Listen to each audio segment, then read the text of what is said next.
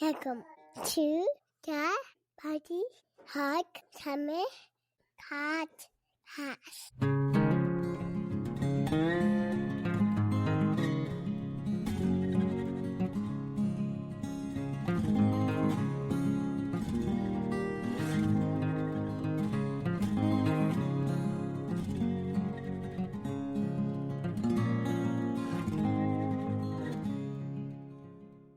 Hi, everybody. Welcome back. My name is Tyler Janin. I'm here with my co-host, Dallas LeDuc. You're listening to the Bunny Hug Farmers Podcast. I need to apologize. In our last episode, I was talking about a fence that myself and my family were rebuilding that was built by the prisoners of the war. So, to correct that, it was built during World War I, not World War II. There was still a camp, but it was during World War I, so which would make that fence around 100 years old. But anyways, getting back on topic here, Dallas, I haven't talked to you for a few days. What have you been up to lately? Well, after harvest, basically we run everything until it was ran into the ground. We have 2 dead combines, and all 3 of the semis that we're using during harvest, they were all running, but barely. So we got the white peat in the shop. The air-to-air intercooler in it was leaking all over the place, and as soon as you put your foot into it, all you could hear is a scorching sound. Just, it was losing a lot of boost. 13,000 K since oil change or probably grease. So that's the first one in the shop. We're going through it. I'm fire chief down here. Little side note. And I've been fire chief for a few years now, maybe 3 or 4. And I made that one video about our fire equipment a little while ago on TikTok. You guys probably seen that one. Yeah, I did. It's where you were doing a tour of the fire hall. Doing the fire hall. And I said that one old pumper unit, it's pretty well out of life. Well, amazing how much traction that video got. And I got to thank Firefighters Without Borders. They actually found us a fire truck in St. Charles, Ontario. And it come from St. Charles, but it was donated to Firefighters Without Borders from Battle Shield Industries Limited, donated to Firefighters Without Borders. And that Firefighters Without Borders is now giving us a 2000 Freightliner FL80 pumper unit for our little fire department. And that truck's a crew cab. You sent me a picture of it. It's a pretty nice looking fire truck. And I don't know fire trucks. I've never been on a fire department, and it looks nice. The little FL80 is probably a 5-ton truck, crew cab. It's got some issues. I mean, with everything in this world, it's 25 years old. It's got some issues. That also makes it 15 or 16 years newer than our newest fire truck. So it's quite an upgrade. So been working on getting that lined up to get that shipped out here. And or if somebody listens to this and we haven't shipped it yet and you want to bring a fire truck from St. Charles, Ontario to Glentworth, Saskatchewan, message me. But by popular demand, should I introduce our guest there, Tyler, or you want to introduce our guest? Dallas, I'll happily introduce him. So back by popular demand, as Dallas just said, we have Kale Marks back, also known as Interstate Dream on TikTok. Kale has been a great friend and supporter of the podcast. So Kale, how has your summer been? It's been busier than normal. I usually have a pretty slack summer because I am a fairly small farm, but had a little bit more going on than normally, trying to move tractors and buy tractors and trying to work in your head what will be the right route so you can still get some work done in the fall, or you take on a big project or not, and it's kind of been interesting that way. So did you get your Steiger sold? Like, obviously I know the answer to this, but some of our listeners might not. But did you get it sold? And if you did, what did you buy? Yes, the FW30 that was repowered with that 855 in it. I worked a lot in the summer fixing all the things I should have fixed the whole time I've been using it. Like, I ran it for 9 years, I believe, and had next to no interior in it. Never had AC till the last 2 years. The day we bought it, the key broke off in the ignition, and we just used a screwdriver for 9 years. Who cares? And I went through that thing pretty good and fixed all that stuff. Put a new key in it, put a full cab kit in it, a new stereo in it, did all of those little odds and ends that aren't a make or break on the tractor, but really help the selling feature of it when you're going to look at something like that. So it finally moved in harvest, and it went down to, I think between you two, I think it was Drinkwater, Saskatchewan, and a guy who wants to use it kind of as a land rolling tractor and slightly fix it up a little bit more, because the Ford is a little harder to find than the Green Stagers, even though it's a Panther PT 310 or so, kind of the same tractor, but he wanted to fix it up a fair bit and have a very clean, usable tractor, but he just wanted good bones. And that tractor definitely had that. I'm all crippled up from years of bull riding, and me and the cab did not get along. So that is the next big question. You upgraded to a big old Massey 4900, I believe, right? Yes. I asked TikTok, I'm like, well, I know the ones that are listed, and there was a really nice 4840 with a PTO listed with 5,000 hours, and I was humming on that because there's not enough power for me. So I kept humming, do I repower it and try and rush repowering it to do fall work? Do I ignore it, repower it over winter? Or the main thing I need the power for is that big disc I have. Other than that, I don't need the power. Maybe do I just rethink the whole farm and ditch the real big disc and just buy a smaller disc? And it's going back and forth and couldn't figure it out, and asked TikTok if there was any guys who had one sitting out back that they'd like to sell. And someone reached out and had a 4900 with 5,000 hours ish. The one hour gauge quit and they put a new one in, and it works out to like 4,800. And I'm sure it ran out of seeding or something like that before they got changed, but we'll call it 5,000. And said, well, it's been sitting for 2 years, but it's a solid tractor, and gave me a price that was very fair. Like, I was looking at tractors with blown engines for a similar price to this one. So no haggling. Yeah, deal, sight unseen, put it on a truck, and it showed up in the yard. And okay, well, let's see what we got. So is the 4900, is that much different than, like, I know neighbors of ours had a 4880. Is that much different than that? So the 4800, 4840 were non-turboed 903s. Then the 4880, 4900 were turboed. So really, if you had either of the two halves, you could tune them to the other one. But you had to do turbo injectors, and I'm guessing, don't know for sure, they probably had different compression ratio. The 325 and 375 horse, you could tune them to each other. And after the fact, that series of tractor turned into the 5200, which was still Massey, but it had a slope at the end of the nose because I believe they put 855 in it. Massey then sold the four-wheel drive line in 86, I believe. And when a lot of the four-wheel drive companies were having trouble, it went to McConnell Mark.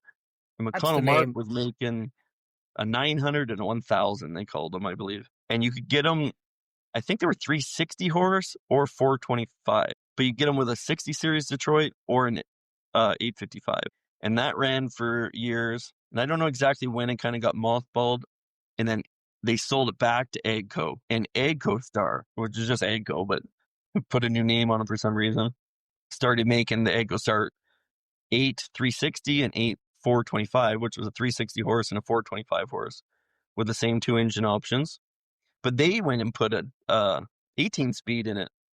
And I've never ran one, and I don't know if you can shift them on the fly or exactly how that works, but the cab and the frame are essentially the same from that 02 AGCO Star to, I think, the first year of my series is 79 or 80. So they didn't change a whole lot on them then, other than... No, they changed the diffs out and the tranny out, and that was kind of the big complaint on my error. And the diffs, from what I've read, I'm no expert. We used to own a 4840 back in the day, and we had these problems. The diffs, the wheel bearings will go out of them, and it'll take out the whole diff because they're inboard planetaries, so it gets real expensive. But if you check your deflection and do your diffs about every 5,000 hours, it costs like $800 to do the diffs if you do it yourself, like in parts, and can save you thousands. So I think, although that's a problem, that's a pretty manageable maintenance problem. So is that this winter TikTok series I'm looking forward to watching? I think so. I'll have to bring them to the shop and actually jack it up and check deflection on them. But yeah, I definitely sold the Stagger for more than I bought this one for, so there is money sitting aside for doing all those things, like the interior kit. They said the AC worked every spring. If you recharge it, it would make the year. And we went to charge it the other day, and the compressor spit the clutch belts out, or the clutch pack, spit them right out of the compressor instantly. And went, oh yeah. So I know AP Air offers a whole line kit for the AC. So I might buy the whole kit, put all new AC lines in it, and have the AC good where we don't have to worry about it for years. And go a little bit above than I normally do. Like I run more of a breakdown maintenance. We try and do some maintenance, but I don't get crazy with it ever. So it'll be nice to do just a couple of those creature comforts and get them above the normal standard, so they're problem free for a while. Oh yeah, because if you can do that stuff and get it looked after, get that AC all changed out. I mean, so what year would that 4900 be? Late 80s? In 83, I believe they only made them 79 or 80 to 83 or 4. They kind of had a short run when, I don't know, whatever year. At the same time, they were all having trouble, all the four-wheel drive companies. Yeah, so once you run it through your shop and do your massaging to it, and I would imagine you can get your big old knees and legs stretched right out in her. The other day, had a buddy in there on the first pass around the field. I was stretched out. He was sitting over. They have a little buddy seat, and they have a big step on next to the door you can kind of sit on.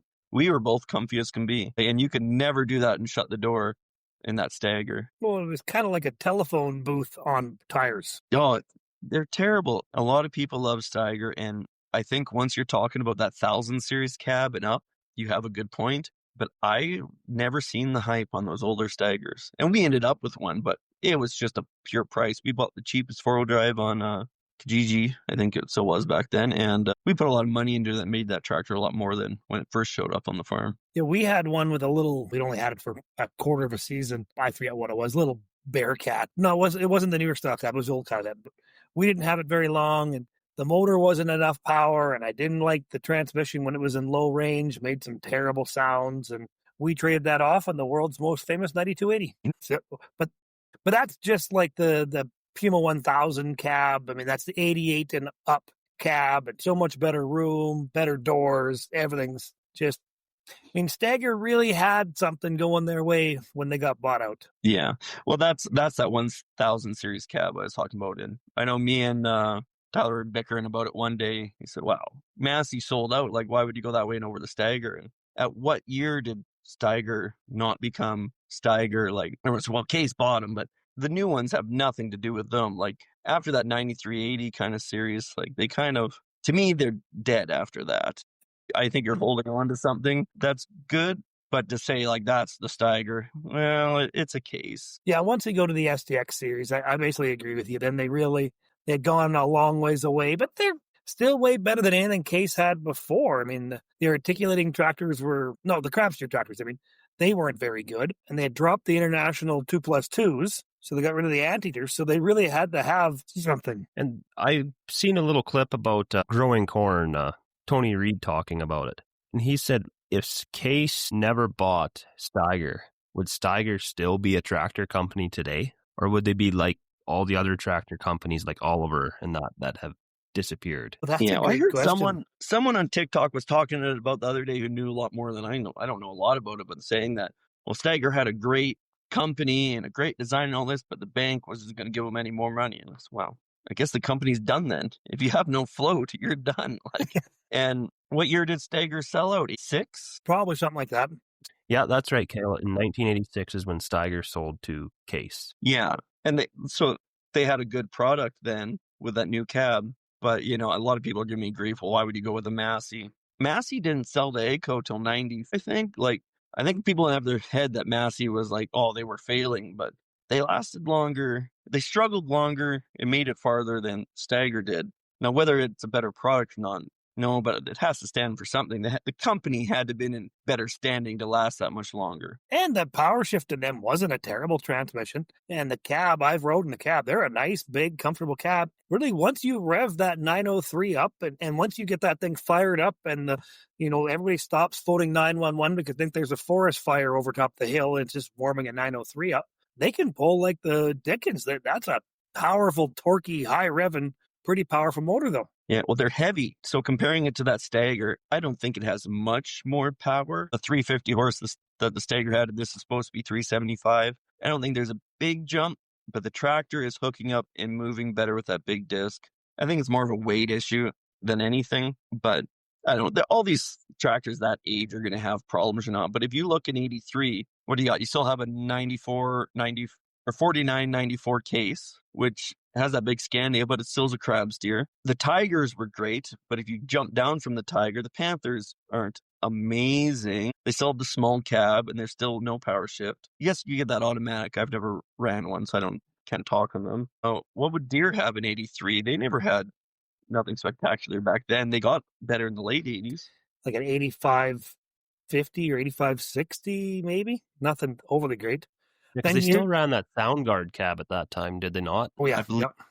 And And then you'd have Versatile. I just can't get behind that sound guard cab. No, not being symmetrical drives me crazy. Well, I've sat in a few of them, and it just drives me nuts, that pillar being right in line with your left eye. Well, that covers over your air intake, and your muffler is all right down that sight line. Yeah, but your muffler and your air intake are 6 feet away.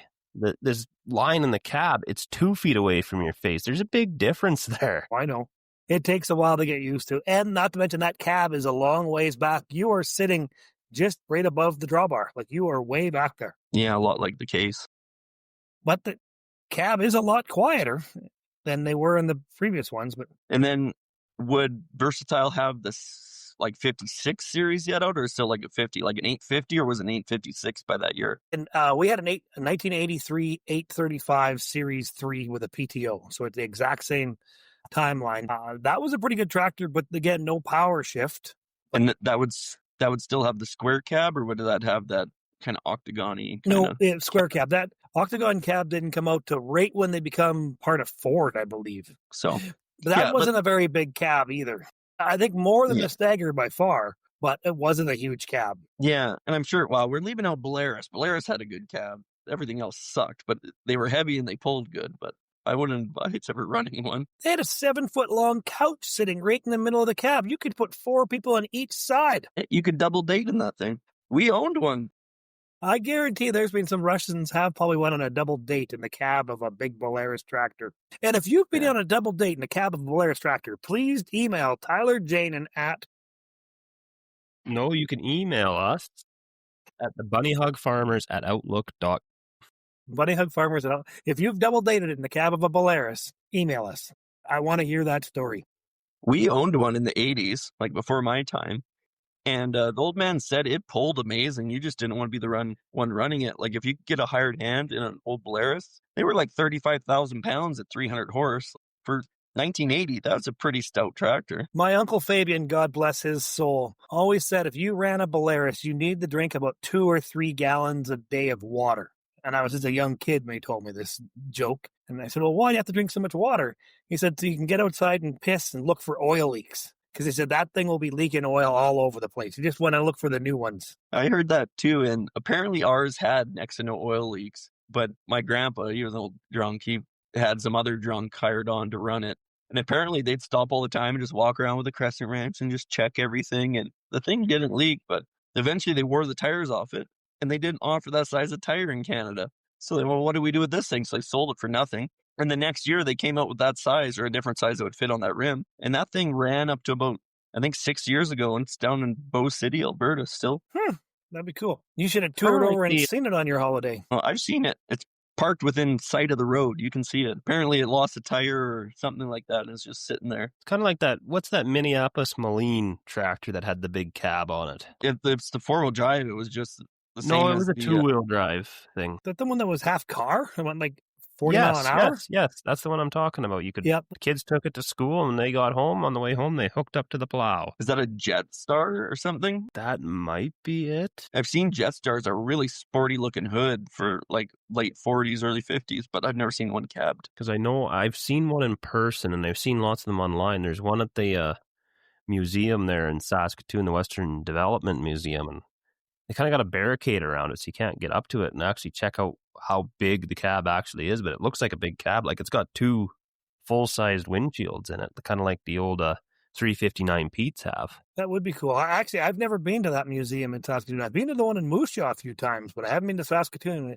I guess a guy should swing out of their way because, I mean, you know, in some of my old junk, I'm sure they probably have parts for me too. So I could just check that out from part shopping. Well, next year when we go to AIM and we can convince Kale to come out to AIM, the 3 of us will jump in the truck and we'll go check out the Western Development Museum. I got that V10 Dodge, and it is a big financial thing for me to drive out to Saskatchewan with it with a trailer. I need to plan ahead a little bit for that. Well, you could jump on the train. The train comes right to Saskatoon. Get on a Via Rail, buy an overpriced train ticket. Have you ever priced out what that is, like across Canada? It's like $7,000, isn't it? Yeah, it's unreal.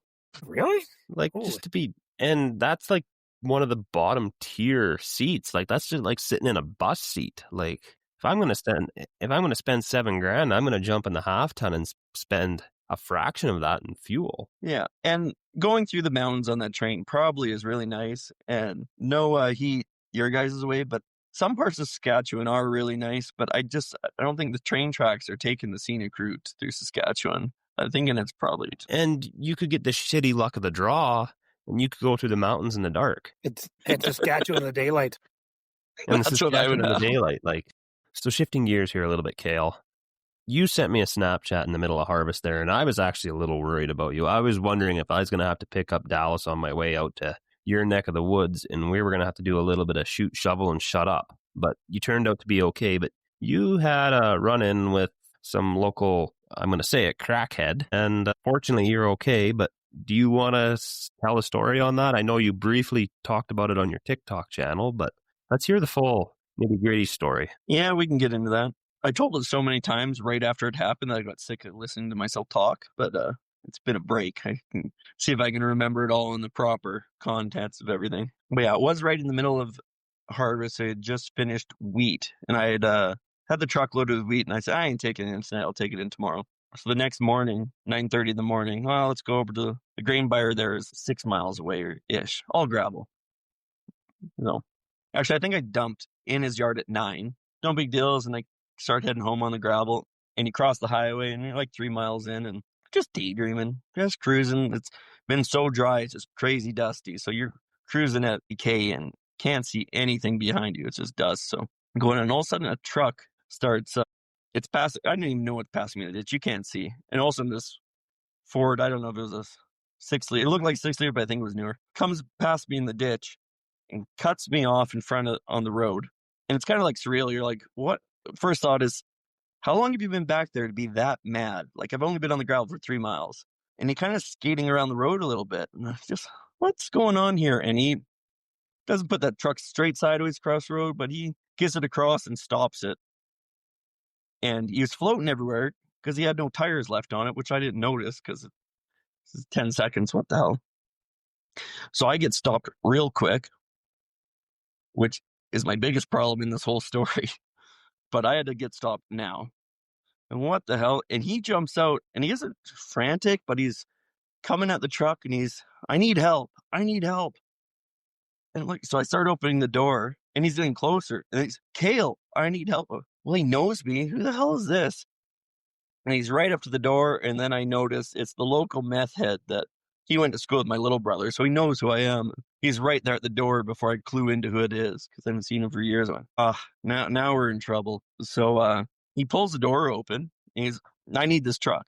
I'm in the semi, like I'm hauling grain. No, I need this truck now. And he starts trying to come in through the door. I'm still like, this is a joke, right? And he's halfway in the door trying to pull me out. And then it finally like clicked, like, this is a problem. I can't lose this truck in the middle of harvest. So we're all balled up in the cab. So I hit him once in the nose or whatever, and not hard. Like, you're all balled up. You can't get a good swing or anything. But it was enough not for him to like fall out of the truck, but to stumble back out. And that Western Star, I was in the 88 Maroon Star, has a ginormous door handle on it for some reason. And I grabbed it with both hands and slammed it as hard as I could. And he stuck both arms in there, and he didn't even make a noise. Like, it must have hurt, but not a noise from him. And I pulled it open, and I did it again as hard as I could, and he stuck his arms right in there again. Smashed them both again, and I went for the third, and he finally kept his arms out of there, and I got the door locked, and he's trying to rip it open on. So I grab a gear, but I'm still in high range because I stopped so quick. So I just install it. And as soon as I did that, he went running for his truck, and it stalls, and he stops and goes running for the passenger's door while I'm getting it restarted. And the passenger door in that truck doesn't have the button on top of the door lock. So I go across the cab, and I'm just smashing this stupid rod down with my hand to get it locked. Cut my hand all up, but I get it locked right before he gets to it. Grab a gear real quick again, because now you're panicky. Holy hell. High range, freaking high range. Get it into low range. And he's up on that passenger side, holding on the mirror and punching the window as hard as he can. And I finally grab a gear and get moving. Holy hell, thinking, well, now we're clean and clear. And we start rolling. I said, you better get off now. And he said, no, I'm taking this truck. And you could just see he's all like beady-eyed, like, I had a lot of buddies like, well, why didn't you just beat the wheels off him? I said, have you ever seen a meth head fight? You cannot hurt them. Probably don't. Like, They there's don't. just Probably no, don't know. They don't feel any pain if they're that whacked out. no, like I've seen them fight before and you just stand back, holy hell, like you got to end eventually. They don't. And I'm sitting here going, I have a lot to lose. I need this truck in the middle of harvest. And it's worse because I now own that truck. I bought off the old man, but the old man said, well, I paid for insurance till the end of the year. You might as well just let that run out. So it's still in his name and probably insured for nothing and not coming back to me. It's holy, like we cannot lose this. So I start grabbing gears and I said, you best get off now. He says, I'm going where you're going. I said, perfect. We're going to the cops. And I make my first left, which is heading back to town. And I'm going about 80K now down the gravel. There's not a lot of trees down that road, but there's some saplings in the ditch. And I'm right in the ditch with that semi. And they're brushing him. And he's not liking it. He's punching that window, trying to bust it out. And I'm looking around the cab and there's nothing in there. Like there's a Tim Hortons cup and an old palm leaf hat my old man left in there. What the hell am I going to do? Like, I had grabbed more gears and it's crazy how quick things start happening. Like, oh, you should have done this. And I grabbed the phone, went to dial 911, call canceled, didn't go through. Did it again. What the hell? Doesn't work. And he still punched the window. I tried to film him and that slowed him right up. He spun around and wouldn't show his face since I did that. And to later find out it never actually worked because everything's going on so quick. But it slowed him down. We're hitting trees and finally something snaps in him. He's got sick of getting smacked in the face by saplings. And he rips the passenger mirror right off of that truck. But he has his arms looped through the mirror framing. And he has that mirror and he says, well, now you force my hand. I'm going to kill you now. You're dead. And takes that mirror and starts trying to smash the window of that mirror. And things kind of escalated down. I think he's mad. And I'm nowhere near anything. I'm trying to call the cops again. It's failed again. I'll go, what am I going to do? I cannot let him in this cab. So he's wearing out. Like he's slowing down a little bit on smashing that window and it will not break. And I'm just amazed this side window will not break. I went, we're going to have to cut a deal here. I'm not losing this truck. If I slow down, you want to bail? And he's looking around and we're coming up to a yard. He goes, slow down and I'll bail. And I look up and I see that yard and I go, oh, I do not. They have a junkyard of trucks that are like runners, but junkyard trucks. I not want to let him in that yard because he's going to be gone. So I'm kind of like coasting, but keeping my speed enough he won't jump, but trying to get past that yard a ways. And he goes back to smashing that window. Say now or never. And I fine. And I slow up probably like 40K and he ditches. And I went, oh, thank God we're out of that wreck. And I grab my phone, look up the RCMP's like normal phone number, call him. And I said, that meth head just tried to steal my rig on the road and he ditched on this road. And I look in the mirror and said, the cops are pulling me over. Now we're good. We were not good. It gets worse? How could it get worse? Oh, it gets worse. The next part's going to come off like really disrespectful to the cops. And it is and it isn't. I know they're really restrained on what they can do, what they can't. But I think the general public's just getting so frustrated with this stuff. And I had had enough that day. Like, so they're pulling me over. Oh, everything's good. So I get pulled over and this cop would have been behind me when he jumped, but the dust was so thick. And I shut the truck off and I get out and I'm walking towards him. I'm like, he was trying to rob my truck. He jumped off right at that yard. We're like a quarter mile away. He is in that yard and he's going to be stealing a vehicle. And all I got was get on the ground. You're under arrest. I said, no, crackhead's that way. No, you're under arrest. And I said the guy's name. He said, well, how do you know his name? I said, oh, the meth head that you guys let out every week? Everyone knows his name. And he thought that I was the guy stealing stuff and just trying to say a random name to get out of it. I said, okay. And I'm getting put in handcuffs. I'm like, okay, I get you up to detain me, but get someone in that yard. No, I don't believe you. Where'd you get the semi from this morning? I said, my yards and insurance is in the glove box. It'll be to my old man. There's a weigh scale ticket on the passenger seat for 9.9 tons of wheat in my name from half an hour ago. Like all this, he's no. And he throws me in the back of the cop car. And he didn't turn his radio off in the cop car. So he's on the radio outside saying this guy's full of shit. And we need to look up him and we got him and all this. And I'm in there like, you don't. Trying to tell you here, holy hell. And he's kind of being a dink about the whole thing. And all of a sudden over the radio, another cop goes, there's a loud Dodge leaving that yard cross country at a high rate of speed. And they go, Oh, yeah, no shit. The yard I told you to go to? So he lets me out. Oh, well, sorry, a big misunderstanding. And then I went off on him about this catch and release program they're doing. And I'm so sick of it. And their response, which I get, they said, we can only do so much. We're not letting them go. The court system is. And I just go off on them like, you have more say than I do. You see a lot more judges than me. Maybe it's time you freaking speak up. Sick of this shit. Especially when I'm in 9:30 in the morning in the back of a cop car. Well, the meth head gets across the field because you won't listen to me. So I was pissed. And they kind of, okay, take your truck. We'll call you to get a statement, blah, blah, blah. And they go off chasing him again. And you're just 9:30 in the morning, rattled. Like, what the hell just happened? And okay, so I guess we better go start combines. Like, I don't know, like just rattled from the whole thing. So did he have his gun drawn on you too? No, he didn't. But yeah, made me lay down on the gravel and everything and handcuff me. And Did they catch the meth head? no, they wouldn't listen to me. He got away. Got her. Is he still on the loose? I've heard rumors, but I've seen nothing listed. He was on the RCMP's Most Wanted the next week, like their Facebook thing. But yeah, so, well, it gets worse. It gets worse and worse. So he comes out and does his statement and they just record it all, after. So, well, I am sorry about that.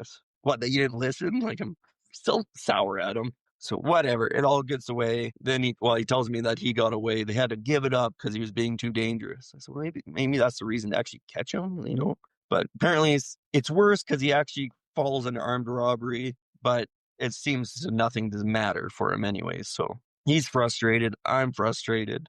I got no mirror in my truck anymore. Luckily, the window didn't break somehow. So through all this, I get back to the yard to unload the next truck during the day.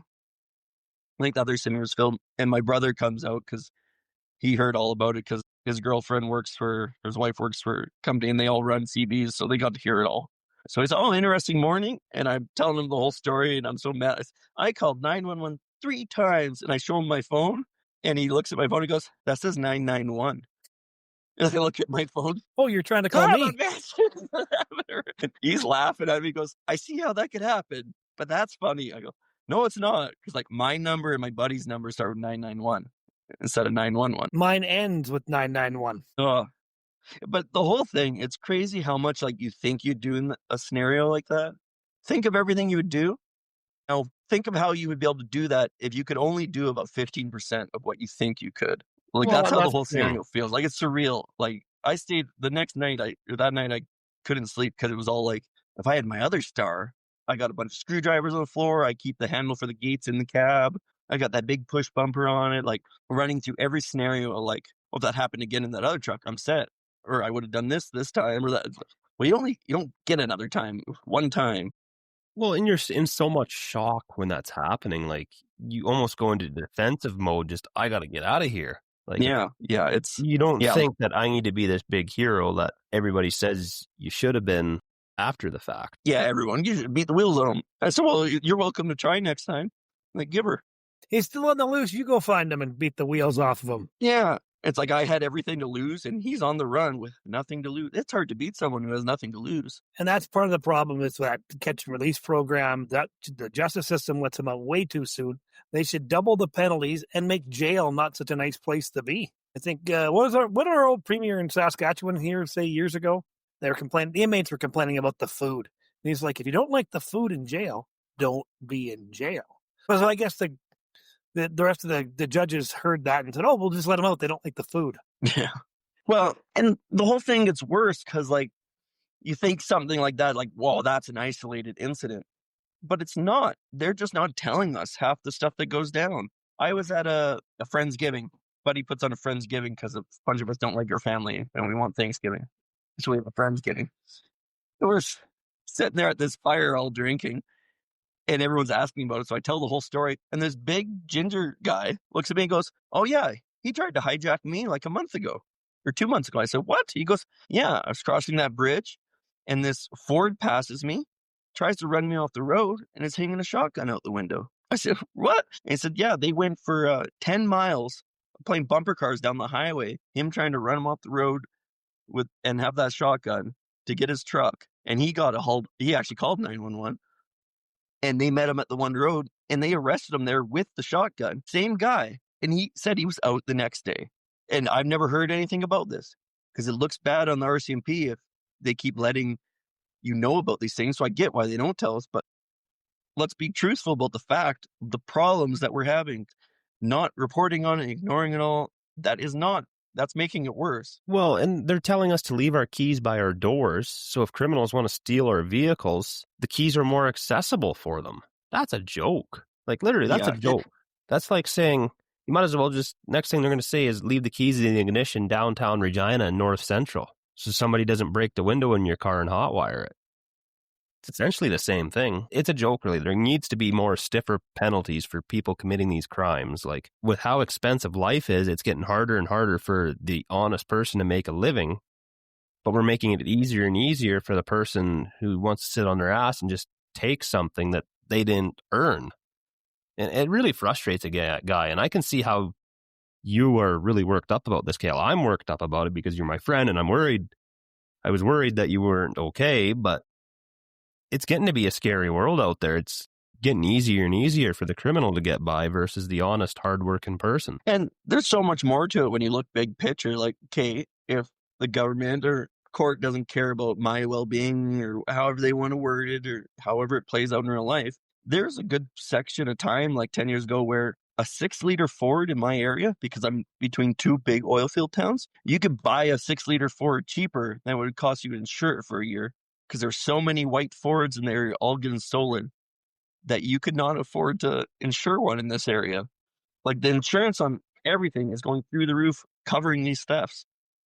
Like, if they don't care about my well-being, fine. But eventually someone should care about the money. That's usually only thing they care about. Well, that's it. You see on like Facebook groups there, did somebody lose a truck? It's been sitting out here at the end of this back road for, whatever time, and it's burned up or it's smashed or it's just sitting there. Somebody stole it and joyrided it and trashed it, and that's where it lives now. So again, they need when they catch these people, I mean, probably a lot of people would do way less crimes if they knew the punishment was going to be that severe right off the bat. Have you ever been on YouTube and looked up the tent city jails in Arizona? No. So in Arizona, I don't know if it's still a thing, but I looked it up because I sometimes like watching those prison documentaries just to see what it actually is like. And they have this one, it's a tent city. So it's not a building. It's literally like an army tent. And the prisoners stay in this tent. This is where they sleep at night. And then they go out and do hard labor during the day in the Arizona sun in the middle of summer, 50-degree heat. The warden there says, and these are guys that just done small crime like vehicle theft, drug charges and stuff like that. Like, they don't have murderers there or anything. They say the guys that they put through this, because they like wake them up at 4:00 in the morning to make them go out and do like construction on highways. A lot of times those guys, they never see them back. And maybe that's a little more on the side of inhumane, but if you lock them up and prison isn't the most enjoyable place to make it, or you don't try to make it a nice place to be, but be humane at the same time, maybe you would see some of this crime back off if we actually put some of these people away for a while to make them suffer the consequences of their choices. Yeah, we'll get the Canadian government to build some tents in Arizona and we'll just ship our criminals down there. I like it. That sounds like a hell of a good idea. Just, the further away from me, the better. And yeah, I'm game. Yep, go for it. Tyler for president. Alaska started doing that with their homeless. Alaska figured out it was cheaper to buy a plane ticket to California than it was to house them for 2 weeks. So they started buying homeless plane tickets. Well, that's how Australia was formed. That's what they just started dropping off a bunch of criminals there. And then they realized this is a pretty nice place. But the criminals were already there first. I think it was some of the British settlements that's where they just dropped their criminals off. Nope, you're done. You live here on this tropical island. I think Louisiana started that way too, but you had to marry a and take her with you. And speak French too, and all that fun stuff. Well, I don't know how we got into this, but this is pretty wild. But the next question, let's get back to farm talk, which is not really nothing. Actually, I want to talk about your pavement sled. Have you taken that thing for a rip yet, or how's the pavement sled coming? Progress was, just picking away every week, work on it an hour or two, and then harvest hit. I haven't looked at it. I got the gasket kit right in the middle of harvest to pull the engine down, but I haven't done anything with it. I need to get on that. I did September long week and go out with Libas. They run a bunch of pavement sleds and went to Rimby and got to help them. Because of the sleds, you pull them up to the starting line because they have no cooling system. was helping pull them up and helping hook cooling carts up and stuff like that. But it was good just to see that whole side of it, because I haven't done any of this. I'm just building a pavement sled with just what I think makes sense and some guidance from people who've done it. But it's not like this set formula or something I've done 100 times. Like, it's just, let's just wing it. We'll see what happens here. That's going to be cool to watch you get back at that, and take it down the track someday will be. Again, I'm like a lot of other people. I'm just a big fan of Kale here, so I'm just waiting for this thing to head down the track. Yeah, well, and I was trying to rush it at first, just get it going so you get the motivation to keep going on it. And then once I missed the timeline of that last race, I kind of slowed up. But like, I went and found all new suspension from newer mountain sleds that if I do a little machining just for bushing size, I can get on there. So I weighed all the front suspension from that 95 ZRT. And I think all this is like a mid-2000s Mountain Cat or something, all this new suspension. And with shocks and the A-arms and spindles changed, the front end's going to be 14 pounds lighter, which some people are like, 14 pounds. But like, when you're trying to skim down on things that you still have to have, like I went from, it's not that I could just throw parts out. It was, I'm taking this A-arm off and putting this one on. There's still the same amount of parts there. To lose 14 pounds is a big gain. That'll gain speed.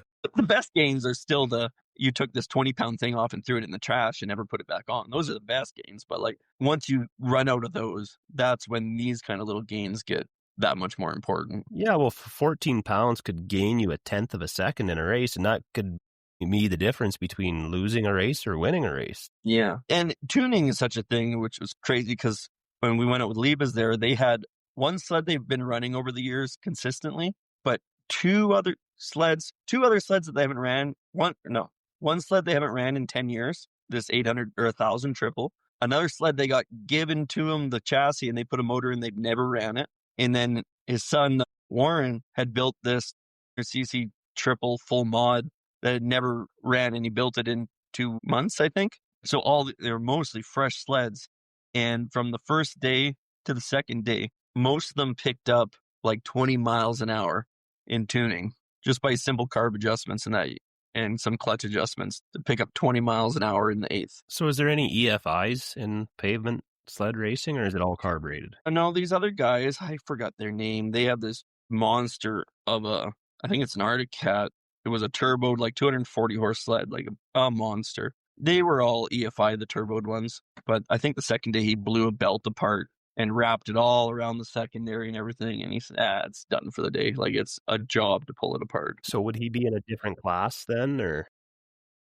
With the bracket racing, from what I paid, I'm terrible with all the classes, but it just seemed that the bikes and sleds went together. Because you could have a 9-second bike running against a 6-second sled, but if you break your bracket, you still lose. So I'm not really big on all the bracket racing. There's all this, it's like poker. I'm going to say my time is faster than it actually is, and see if he tries to outrun me and beats his time, or do it slower and I'm just going to let off in the end, or change a clutch setting and try and run slower purposely. So you can't get eliminated for sandbagging then? No, as long as, from what I gather from it, is you get to write your time you're going to run and whoever's the closest to it. And you can change your time every run. But as long as you don't break your time, you can't go faster than what you predict, right? Yeah. Yeah, if you do, you're out. So, yeah, I'm pretty sure that's how there's going to be some bracket races. Like, what the hell are you talking about? I don't know. I've never done it. I went and watched them. Yeah, I'm going to go fast. That's my goal. Do we go fast now? So getting back to farming here, you also had some issues with a combine here this fall, just as harvest wrapped up for you. What went on there? Oh, well, I thought it was nothing. I finished combining, moved one combine home, started washing it. Thought, I'll go grab the other one. We got a little creek crossing. We cross it all the time, and usually I'm in high range in first, and I back the variable drive right off and just crawl through it. I was going up it, and there was a loud pop and grinding, and I went back down the hill backwards real quick. Holy hell.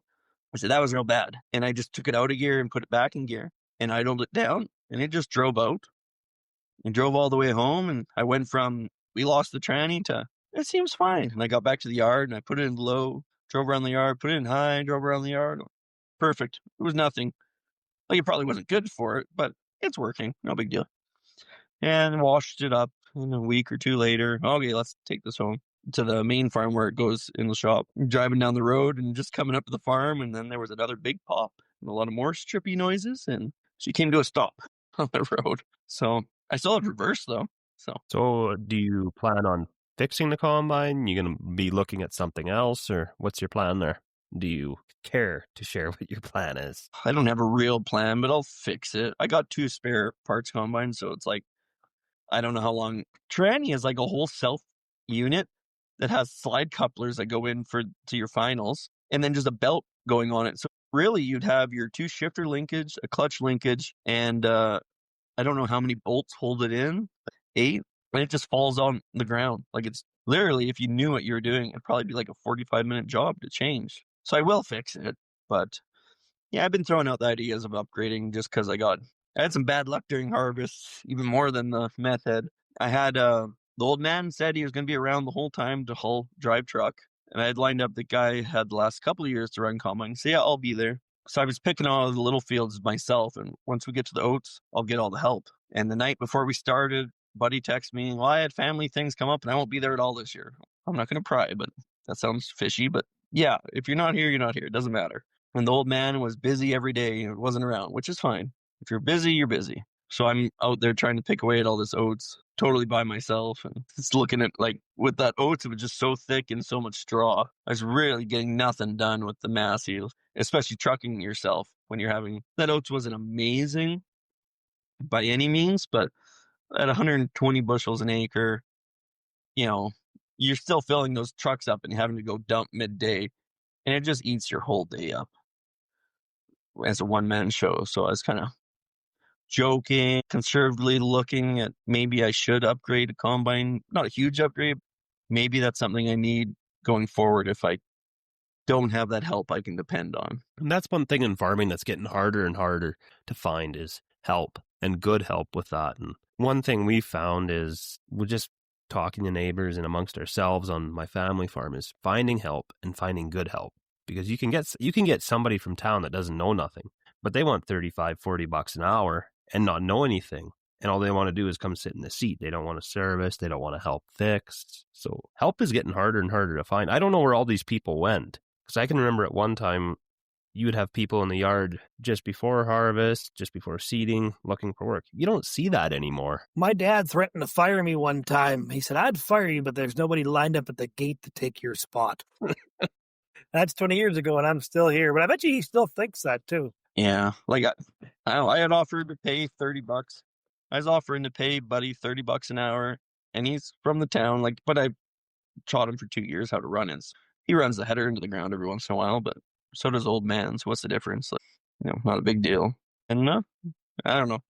I don't know if there is a proper answer, but I lucked out because I was telling Buddy about this and then the method thing, and he goes, "Well, I got time between canola. The hell with it. I'm bringing the new combine I just bought over.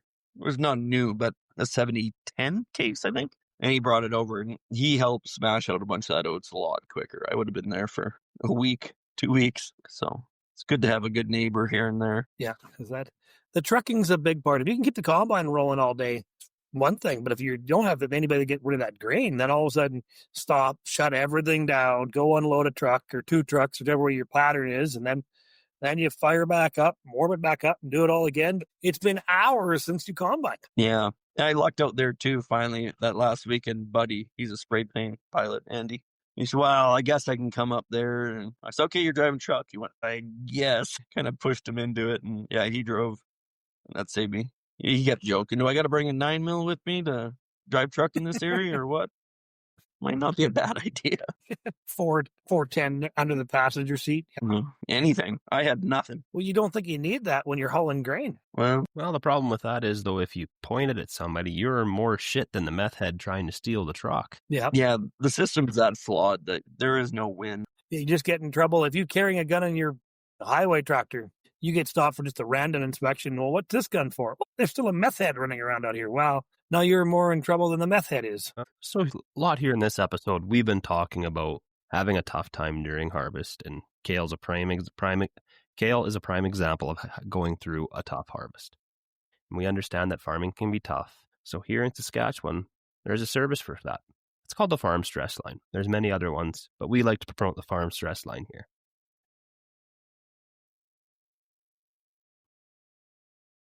They won't ask you who you are. You don't even have to be a farmer or in distress.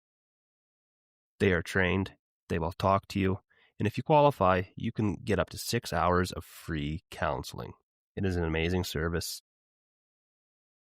I recommend if you need help, reach out to them. Yeah, because, I mean, everything we do in these days is stressful, right from combining the trucking to trying to get the meth heads from getting into your truck. All that just adds to your stress. Like Kale said, he got home that day and he didn't know which way to turn. And if you don't have the support system at home and other people to talk to, you know, not dealing with a meth head jumping in your truck, but just in general, sometimes you need somebody to talk to, and maybe there's nobody at home you can talk to, or you don't think they can take you seriously.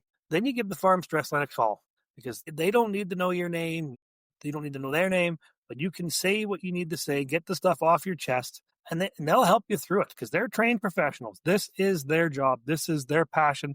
This is what they're there to do, is to help out farmers that are having a tough time, whether it's family issues, man issues, money issues. They're there to listen. And that's the big thing, is knowing that say, I'm having a tough time handling this. If I talk to the right people, I can get through this. We can all get through this. And you'll just, if you had to, call that number. I guarantee it'll make a better day for you. But I got one more question back to the sleds there, Kale. I think I mentioned it in a video, and I'm hoping this winter they get up to Edmonton and see my family up there. And you don't happen to have any skills in a 1976 John Deere 300 snowmobile, do you? No, but I'll learn them. Oh, yeah, good. With the old bogey wheel suspension, I think it's a Kohler motor in there, 290 something. That's the sled that I grew up as a kid on. Dad drove us around, pulled the toboggan. That thing has spent more time upside down than on its track when we were riding it. A one tippy sled. Maybe we'll have one ski up front because that's how it handles. But, Dad gave that sled away, and the guy had it for a year or two, then gave it back. Because I'd like to be able to have it and pull the rope and get it running and, hopefully not roll it like my dad always did, but at least take it for a boot around the yard and out in the field a couple of times. So I think you're the man to get that percolating for me, because, and not to mention, make some cool videos out of it. Yeah, I know nothing about those John Deeres, but I'm assuming it has a Tiltson carb. And the idea behind the Tiltsons were amazing. You just turn a screw in or out for all your fuel. Yeah, I would they think just so. don't seem to work that way. I got a 74 Massey Ski Whiz, which would be right up the alley of that thing, but it's a 440 fanner.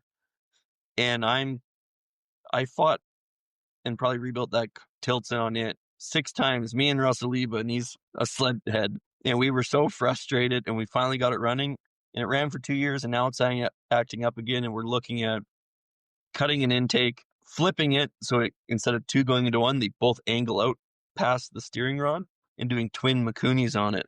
I don't know if it's really going to work, but that's the plan. But most likely that John Deere just needs a Makuni put on it, clutch clean, and if you can't get clutch parts, put a Comet Duster on it, and away it goes. Problem solved. Yeah, you forgot more about sleds than I ever really want to know. I don't know. I've only been working on sleds for like 3 years. Russell Liba, the one who races circle tracks and the pavement sleds, he's grew up with them his whole life, and he's older and retired and just likes to dink around with sleds. He's taught me tons, and there's always more you can learn, but you find a common problem and you at least look at that first and see, and every time you'll get one that throws you for a loop, but they're simple enough machines. You can get it figured. Oh yeah, especially when you have the skill set that you have and the drive and the passion to get her, to get that stuff running. And, for me, there I'd rather weld, a hopper bottom bin together than work on a carburetor.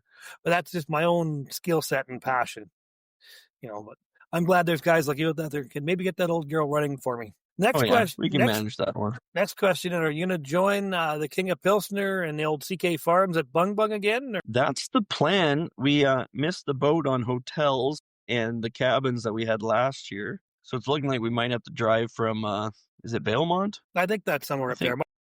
My uncle used to be my uncle was the mayor of McBride for years. As a youngster, we used to spend a lot of time up there in the summertime, family reunions and stuff.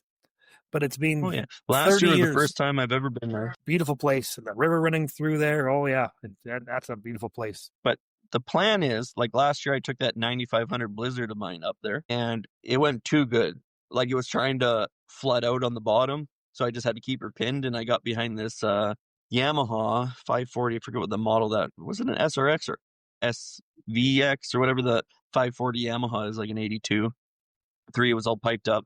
And I never knew, like, am I being rude by like passing all these people or what? And that guy went by and I just got on his ass and ran all the way up the hill, so wide open so the thing wouldn't flood, and made it right to the top in like 10 minutes and left my whole group behind because I'm not letting this thing die on the trail, and sat up there for him. So although fun and cool for the first time, all the guys running those one-lunger Scorpions that battled their way up the hill looked like they had way more fun. So I want to, if I have time, to get that 74 Massey Ski Whiz going and take that up the hill, something a little more exotic. Because, yeah, I don't know, those guys on those Scorpions look like they had a blast. Yeah, it's not as fast you got to the hill, to the top of the hill, as long as you got up there.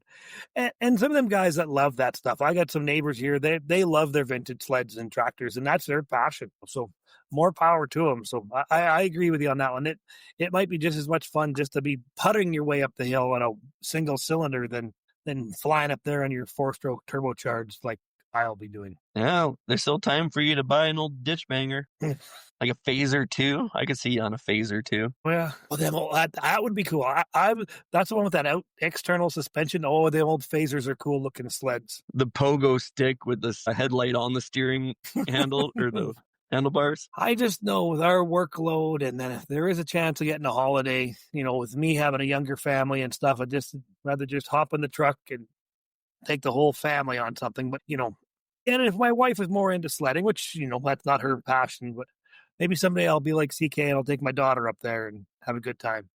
Well, the girlfriend was mad she got left behind last year, so I think she's taking my ZL 440 this year. Tyler, you're going to need a sled and join Kale up there. Like you were saying before, Dallas, you got a young family. I also have a young family and a wife. I live a lot farther away from Bung Bung than both of you do, but one day I'll definitely try and make it. Might not be on a vintage sled, but it'll be on a sled at least. That just means you get to pick us up on the way. That's right. Yeah. I'll bring the tow rope. On the way up there, you used to leave your house and get to my house, and I'll throw my sleds in your trailer, and we'll swing by Kale's and throw his sleds in your trailer, and we'll just keep cruising. No, sounds like a plan. Buy a big trailer. Buy a big trailer, okay? Well, I got trailer brake controllers in 2 of the semis, and I think it's a 32-foot stock trailer. It could probably fit a few sleds in that. You'd be surprised. You'd be amazed. They don't fit. Nope. Unless you have an 8-foot wide stock trailer. Yeah, it's an 8-foot wide. I was going to say the exact same thing. You'd be amazed how shitty they fit in a stock trailer and how well they fit in a sled trailer. It's like a sled trailer is made to haul sleds. It's just amazing. I'm sure you could haul a cow in a sled trailer too, though. You probably could. The floor's a little light, but maybe you probably could. I got a 45-foot aluminum trailer here that my grandpa used. He had a stagecoach that he'd do like Calgary Stampede and a bunch of rodeo stuff. And it's set up to have 8 horses in the front and a whole stagecoach in the back, triaxle, to be pulled behind a semi. We could put some sleds in that thing. Yeah. Has a stagecoach painted on the side of it, though, but, Then they won't think there's sledders in there. We're good to go. Well, boys, this has been a slice. We didn't discuss, we talked a lot about Kale's farming. If you just listened to the last one, you heard how Tyler and I did on our farming practices and what's been going on. And Kale had a good year, minus the crackhead and stuff like that. But God, it makes for good stories. I really thank everybody for listening here to the old Bunny Hug Farmers podcast. Like Tyler and I have said many times before, and I hate to sound like a broken record, we have a ball making these. I love talking to farmers. I love talking farming, sleds, crackheads, all that fun stuff. It's just a ball. So really thanks everybody for listening to this. Again, I have a list of 13 or 14 more guests we're going to lined up here all winter long. We're going to be making episodes. So thanks everybody for listening to the Bunny Hug Farmers podcast, and I'll catch you in the next one.